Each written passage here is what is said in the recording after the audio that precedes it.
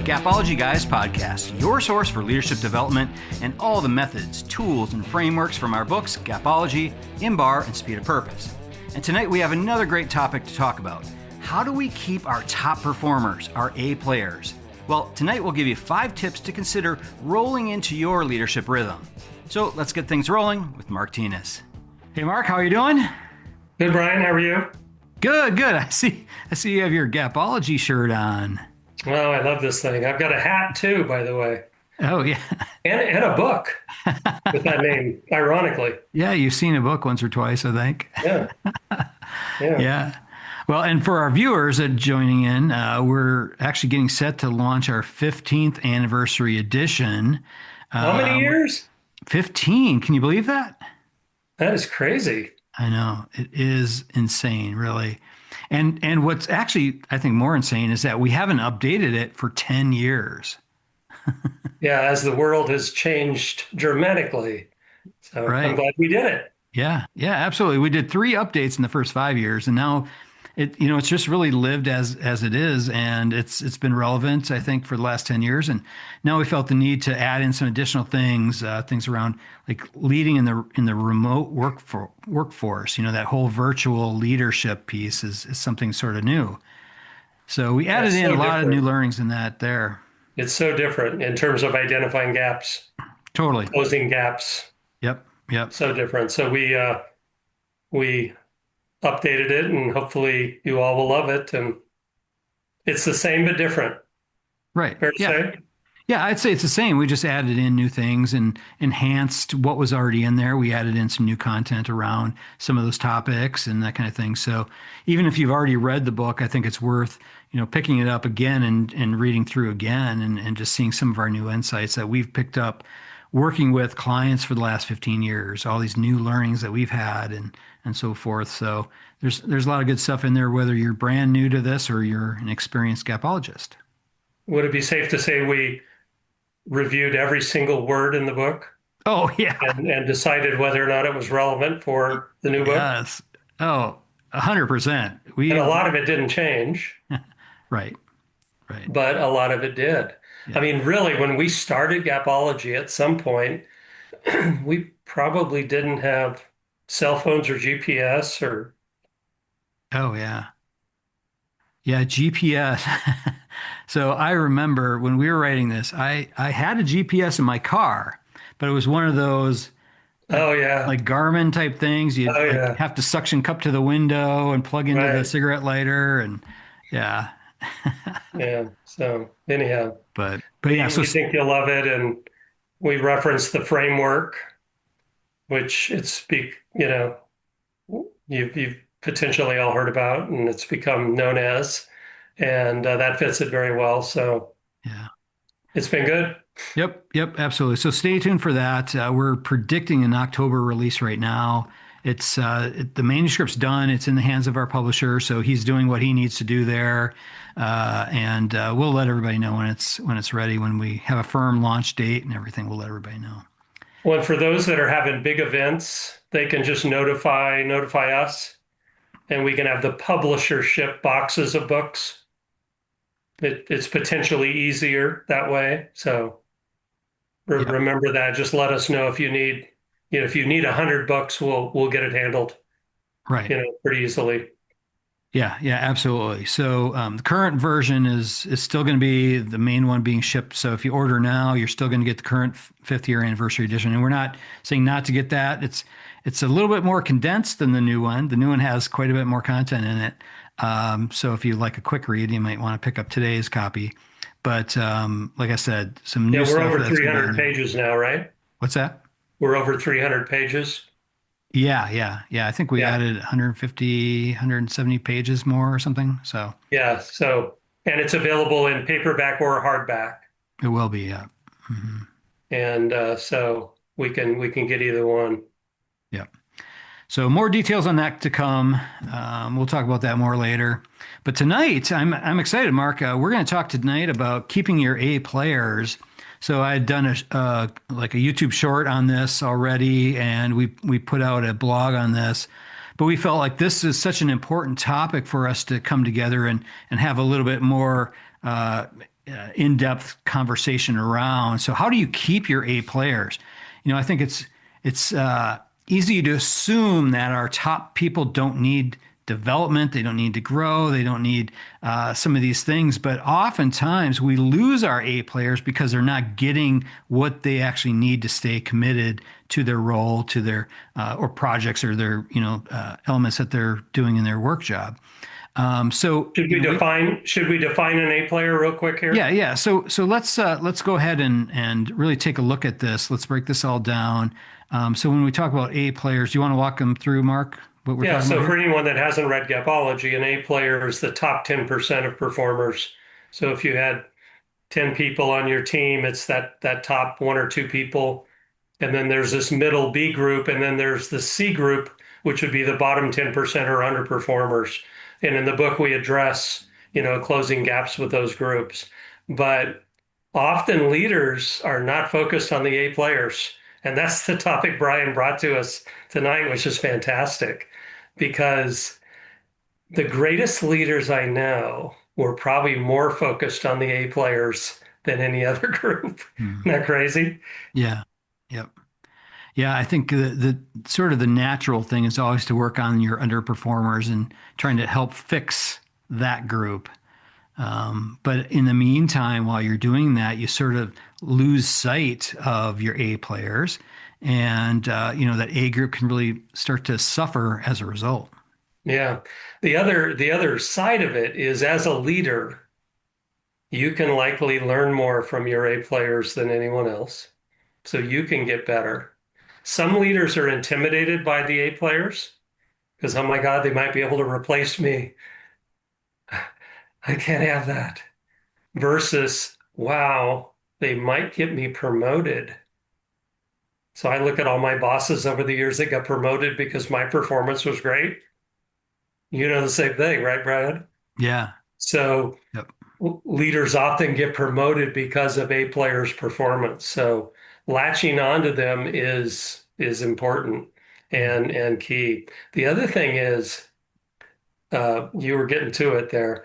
A players may have more upside than the C players. They may have more capability upward. And so their development may be more important and more significant to the overall result. So it's it's a big undertaking, and spending time with the A players is critical. Yeah, definitely. And along with the more upside for them individually, I think there's more upside for your organization to spend time with them. So they're already bought into the overall, I think, vision, purpose, the expectations. They're already sort of bought into that. But spending time with them, developing additional talent, additional pieces that they're needing, and really growing their mindset. Think about T times M equals P. Their talent times their mindset equals their performance. So develop their talent, but focusing on their mindset and helping to grow that can actually, I think, accelerate your overall performance as well. Yeah, and they thrive on attention in most cases, and they Yeah. want more attention. Yep. 100%. In a company Brian and I used to work for, they announced ahead of the year the annual award would be celebrated in Las Vegas for this. So everybody, fought all year for this award, and it definitely motivated the A players more than anyone else. I mean, they went for that. They loved it. And so the A players want attention. They want celebration around their performance, and they thrive on that. So don't forget that. It's what motivates them. And in today's job market, I mean, they're prime for, going somewhere else if they find it there. So don't let them leave. So make your organization the organization that celebrates them and the organization that works on their development and creates a career path for them. They have a career path of great significance. So, and in many cases, they can replace you when you get promoted. So, so work towards that. Yeah. Yeah, It can definitely. happen. Yeah. Something that just sort of occurred to me. I don't know if I've ever thought this through, Mark, as you were saying that when you were talking about Las Vegas. So have you found, and maybe this is a good question for you, have you found that A players are more motivated by, if you think about the carrot and the stick, those two ways to sort of motivate a team or a person, right? So a reward or some sort of negative outcome. Do you feel A players are more motivated by the carrot than those C players would be? Yeah, they know they can get it, Yeah, and they know who the other A players are, and it's a lot of fun. right, They come to the Super Bowl every day and play against that. right. I I had the opportunity, I think you remember way back when, it's been 30 years now. I went to work for a company that was part of Target. And one of the first things I did when I got there was I found out who the district manager of the year was for Target in the local area. And I called that individual and asked them how they did it and what their secrets were and what advice they had for me. And then I found others around the organization that had the same, award. And unbelievably, they told me everything. They shared everything they could with me. It was motivating to them. And I put it into play and it worked for me. And I was district manager of the year that year. Hmm. Wow, wow. And because the A players told me what to do, they shared it with me. And A players are like that in general. They love to share the things and they love the awards, but they love to share as well. So Right. it's pretty amazing. Yeah. So I think sort of the flip side of that is C players, if they're not driven by the awards, they really the only way to motivate them is that stick. And as a leader, A corrective action document. Yeah. yeah, who wants to do that? Who wants to live in that world all the time? It's much more fun, I think, to reward people and celebrate them and, give them standing ovations and recognition and all those things. Um, just think about your leadership rhythm. Where would you rather be spending your time? Spend it with your A players, learn from them, motivate them, keep them growing and performing. Um, you can't ignore the C group. You still need to do those things. But by doing that, you're going to learn more. They're going to learn more, and your overall performance is going to improve. Yeah. And just to be clear, most leaders that we talk to initially spend more time with the C players than the A players. Yeah. That'd be Yeah. safe to say? Totally. Yeah. Exactly. Yeah, working on the underperformers as if the A players are going to always be A players and no big deal, leave them alone. No, they need attention. They thrive on it. Yep. Yep. They need it. Totally. And the C players are going to move up or move out. Every leader should view the C players as temporary. They either become B, the middle group, performing at a satisfactory level, or they leave, which is fine. Probably better for them as well. And the A players, again, want the attention, need the attention.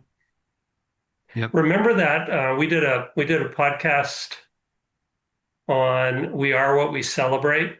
Right. Yep. That's really about the A players and ensuring that the achievements that they're hitting are celebrated by the organization and understood.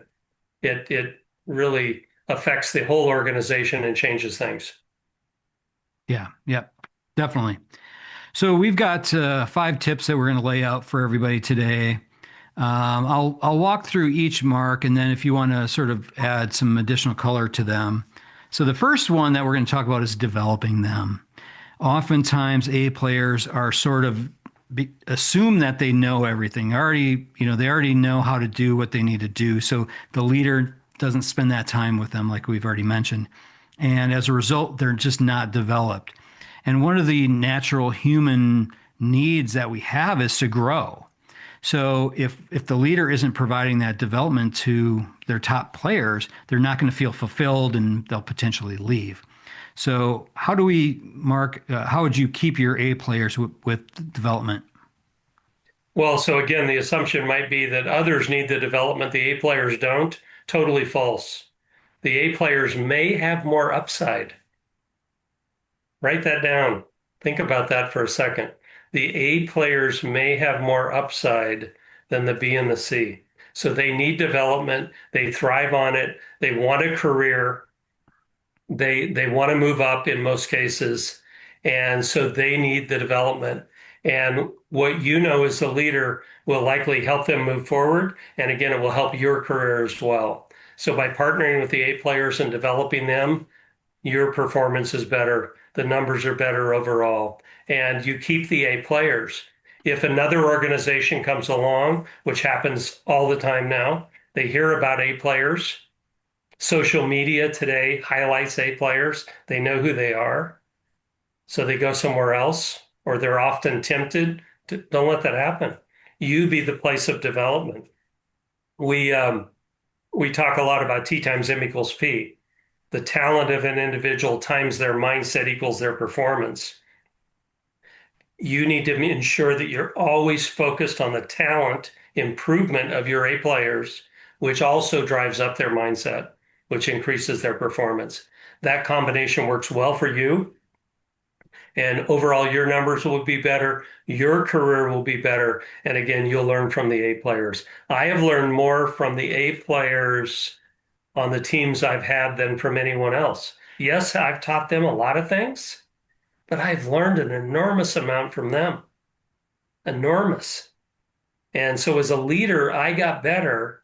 And then I shared it with the B and the C players, and we were leading the company by far because of the A players. I think I told you, Brian, about the time I caught the flight to Maui to figure out why they were selling $30 more per customer than we were. They didn't know I was coming, and I walked in the door, and the A players showed me something that we then spread to 1,000 stores.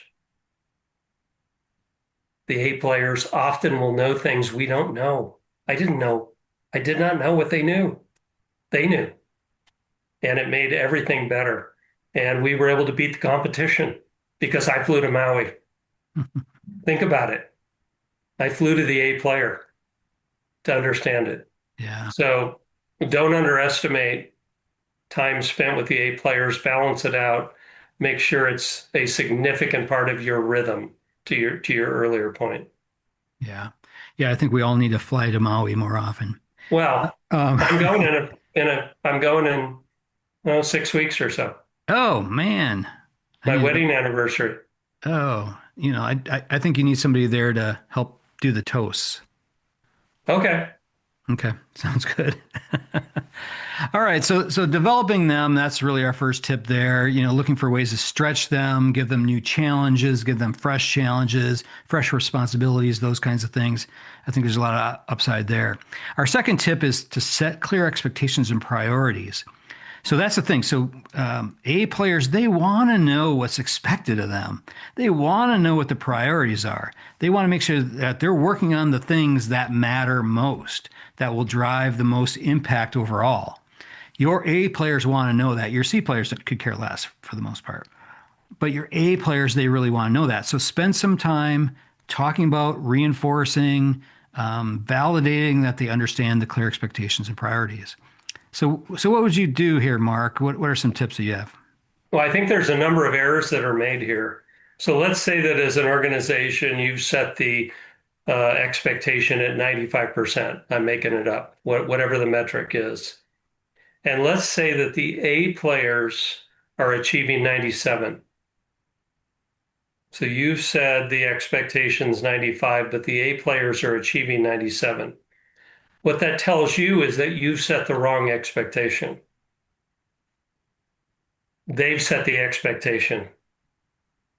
It's 97. Whatever your top performers are achieving, you need to consider as, wow, maybe that should be the expectation. So they truly are leading you forward. You need to realize that, thank them for that, and understand that if the A players are achieving 97, 97 is achievable. What are the behaviors that equal 97? So they literally are leading you forward, the organization forward. They're showing it to you. Take advantage of it. Take advantage of it. Yeah, they're clear. You said 95. They're clear that's not good enough for them. and they know how to get to 97. So go for it. Go for it. Again, as a leader, the A players are your key to great performance and promotion. Leverage it. Yep. They're leading the path. You're not potentially, you may not be in the day to day of whatever it is that they are, the behavioral side of it. Learn from them. It's good. It is good. You know what I'm saying, Brian? I mean, Yeah. it's Yeah. it's different, Right. and many leaders miss this completely. Yeah. Yeah. And I think something that goes along with this. So if you look at expectations, you have to look at priorities.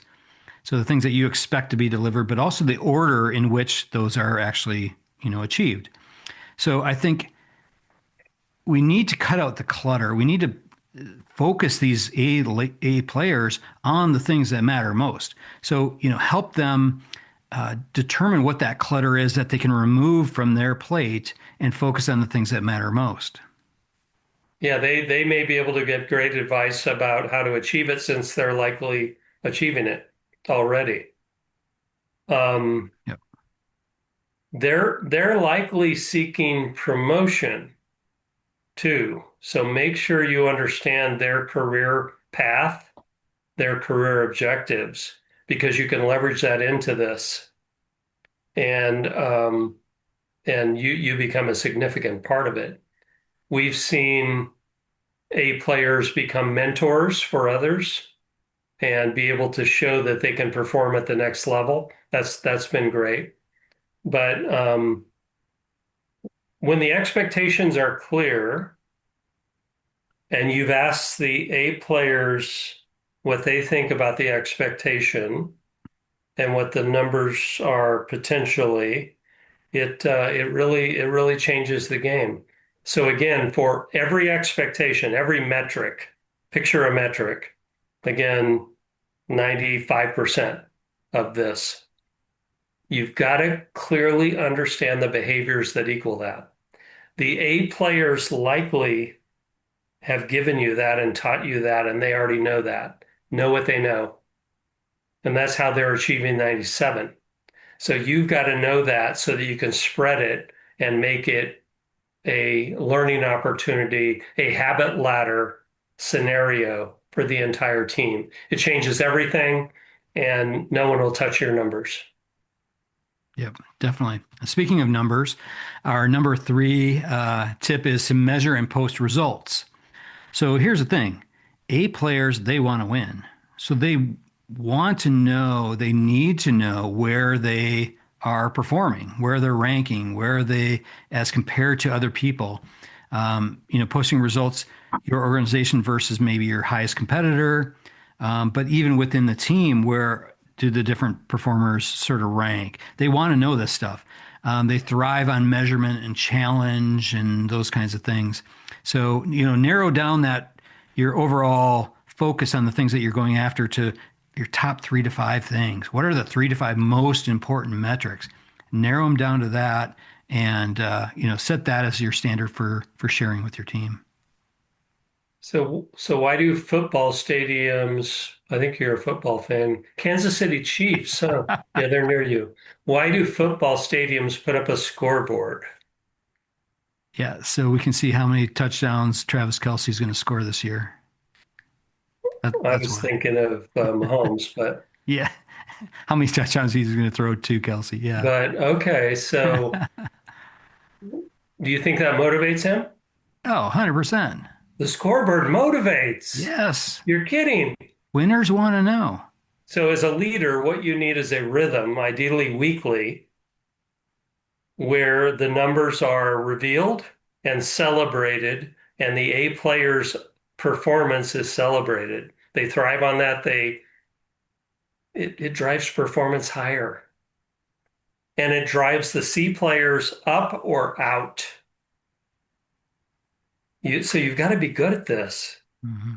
And what I was describing earlier was in the organization Brian and I work for, we knew what the annual award was going to be. So we looked at performance for 52 weeks, like they were NFL games, right, Brian? Right. but we knew at the end of the year what the end of the year award was, which was significant, huge. And so it was fought for all year. And it motivated the A players to perform at a level, again, that would teach us as leaders what we could do, what's the potential. So remember that when you look at the performance of the A players, you're looking at the potential of that metric, whatever that metric you've set. So don't don't discount that at all. If they're doing it, the behaviors are there. We can teach that to everyone. One of the things we found is that often the A players would like to be mentors to others and teach them as well. So that can really be leveraged. But in either case, don't underestimate the scoreboard. Make sure the A players thrive on it. They expect on Monday morning, I'm making up the time frame, but that's how I would do it, that Monday afternoon, whatever, they will be celebrated for their performance for the week. What if you took your business and broke it down to 52 NFL games, 52 weeks, and made the weeks of significance? So we learned to do that, and that created a year that beat every competitor in our industry. And the A players taught us a lot. Um, it they're also, by the way, I mean, virtually every A player that I can name is an A player today and incredibly uh, successful, let's say, today. Would that be safe to say, Brian? Yeah, yeah. I think it's sort of an innate thing that people are is wired into them. If they are an A player, they're going to be an A player in everything they do. In fact, I saw a speaking of Mahomes, and I'm sorry for everyone out there that hates the Chiefs, but this is my point of Well, reference. so I just go to that Tahoe Golf Celebrity Tournament, and Oh I've yeah. seen Travis Kelsey there, and he doesn't seem happy, but Mahomes does.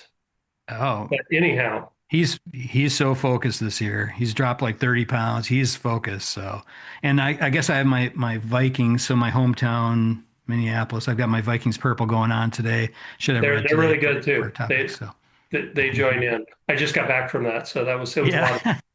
Well, I saw a little clip. It was like on Instagram or something. Mahomes talking to some young kid who said, "Hey, how do I be successful like you?" And he said, and I thought this was amazing. He said, just be great. Be great at everything. Be the greatest brother of all time. Be the greatest son of all time. Be the greatest student of all time. Just make sure whatever you decide to do, whatever you decide to, go in your life, be great at it. I thought that was such a great message for There, a young person, who there it wants to is. wants to be there. There it is. Yeah. So most of us decide to be mediocre, I gather. Yeah. Yeah. Yeah, and Absolutely.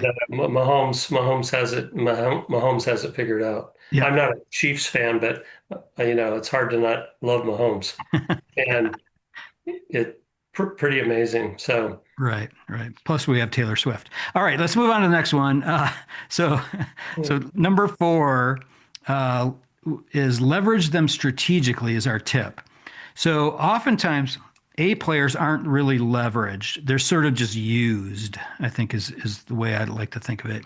Where you have a top performer, top performing team, and they're sort of used for projects, maybe fix other people's mistakes, maybe they're overburdened with a lot of stuff, things that are maybe, just busy work that is consuming their time. So I think leveraging them strategically, having them, you mentioned being a mentor, I think that's fantastic. Anytime you could have them mentor maybe a B player, that kind of thing, I think would be fantastic. But, be careful. Don't turn them into fixers for other people's problems. yeah, so most leaders, from what I've seen, Brian, leave the A players alone. Hmm. That huge mistake. It discounts what they could learn from them, and it diminishes the A player. But the A player certainly can be used for mentorship in a limited capacity.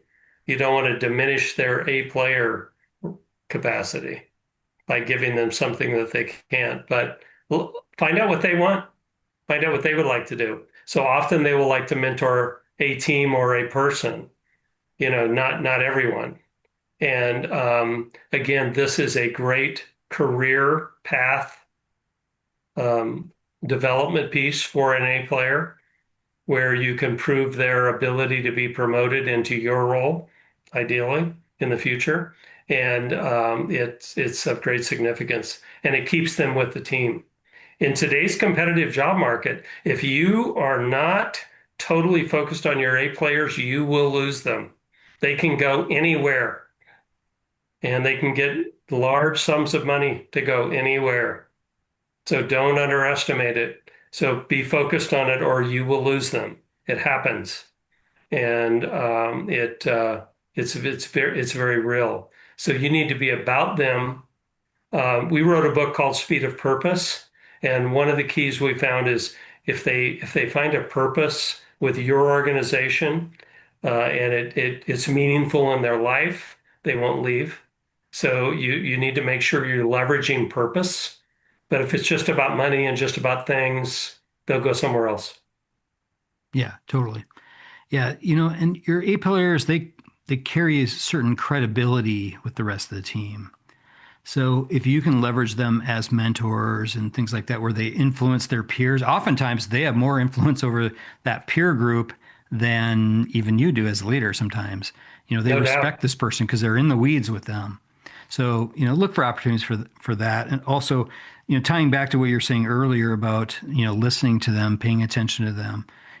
As a leader, we need to we need to be a teacher, but we also need to be a student at times. We need to actually put on our student cap and listen to them, ask them questions, investigate, what they're doing and so forth, so that we learn, so that we can become a teacher around the right things.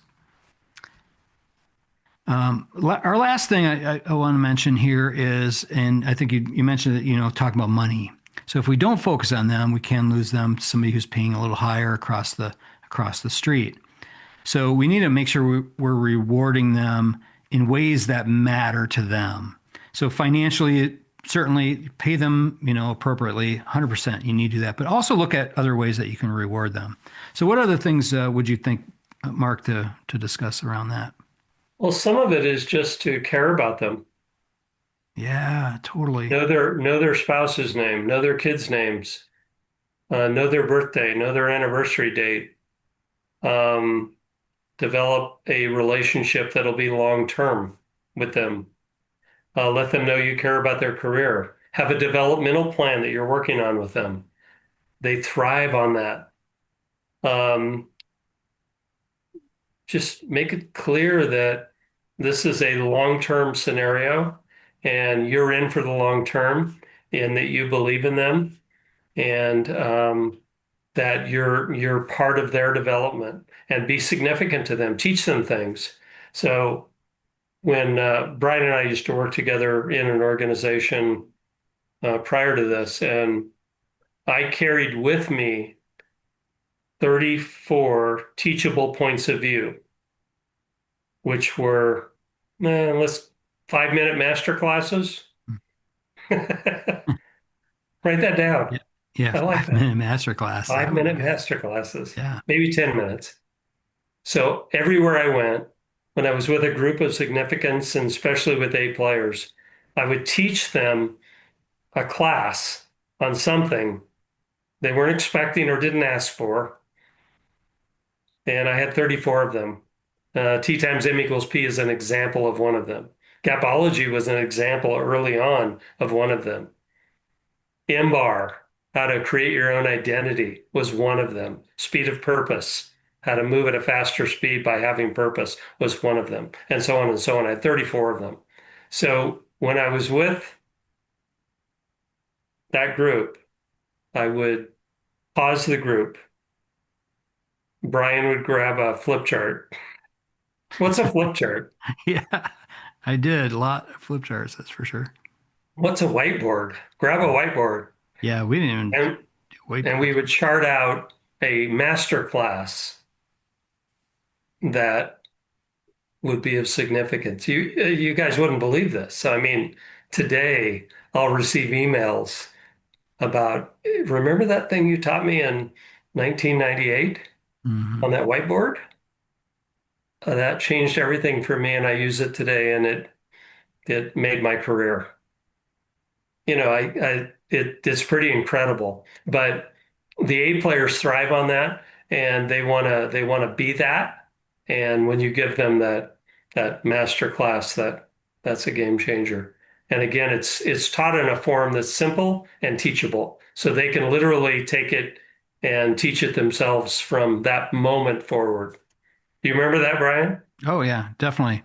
And teachable points of view, that's really the foundation of all these little Gapology shorts that we're putting out now. Yeah. Is how can we teach in like 3 minutes or less some sort of message on Gapology, some sort of new leadership perspective on something.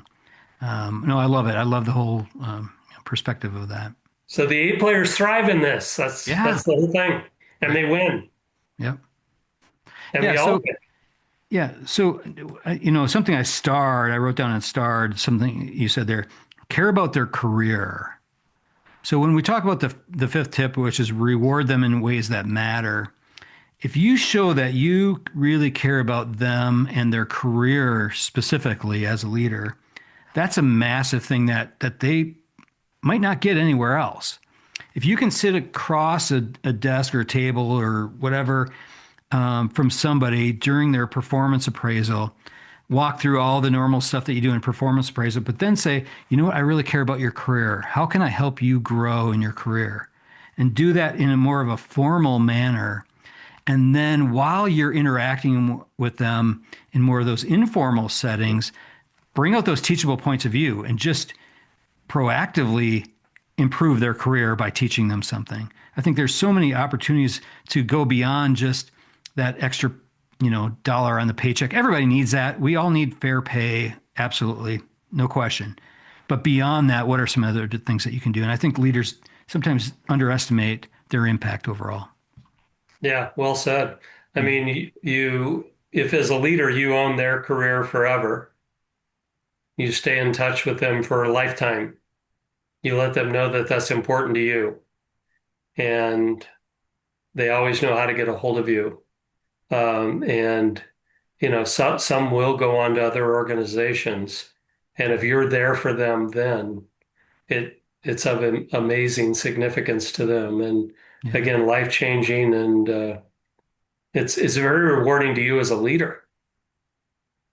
Right. Not only the memories, but the emails and the notes that you get, throughout the year from people who you've mentored and taught. And we've seen so many successful people, come out of the groups that we've taught Gapology to. It's been crazy. So again, we get inundated with that throughout the week, but we love it. And um, so really think about it as a leader. You own the careers of everyone on your team. You do. You own the careers of the C players. They may become A players someday. You own the careers of the B players, and those A players are going to be A players likely forever. And own it. It's very rewarding. So many of the people Brian and I have worked with have become presidents of companies, correct? Right. Vice presidents of companies, Hmm. and so on and so on and so on. Very successful. And Gapology was often at the root of it. Anyone we've known who implemented Gapology succeeds with it. It's just that universal truth that is there. Those that have captured MBAR have excelled. It's a little more difficult to understand, but it's simple. And speed of purpose is just a layer on top of that. So teach it to them, give it to them, and when they win, you'll feel that tingle on the back of your neck, I guess, huh? Yeah. Yeah. We've definitely felt that a few times there. So I think that's a great place to leave it. If anybody has questions on any of this stuff, feel free to reach out. You can contact us through social media, or our email is contact@gapology.org. That's contact@gapology.org. So reach out, let us know. If you have questions, you want to talk through anything, we're happy to hop on a call with you. But otherwise, thanks, Mark. Thanks, Brian. Thanks, everyone. All right, everybody have a great week. See you soon. All right, that'll do it from here. For more information on Gapology or any of our other books, head on over to gapology.org for all the details. Everybody have a fantastic week. Talk to you soon.